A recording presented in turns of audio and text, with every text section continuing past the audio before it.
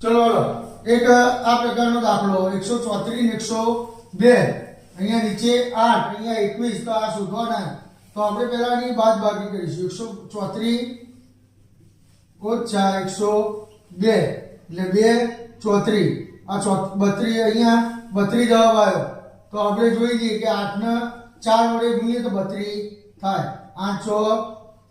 32 હવે આનું જોઈએ જવાબ આવે 227 ઓછા 143 એટલે 4 12 8 તો 21 ને 4 વડે ગુણીએ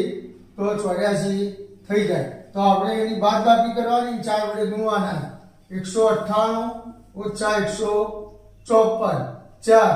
4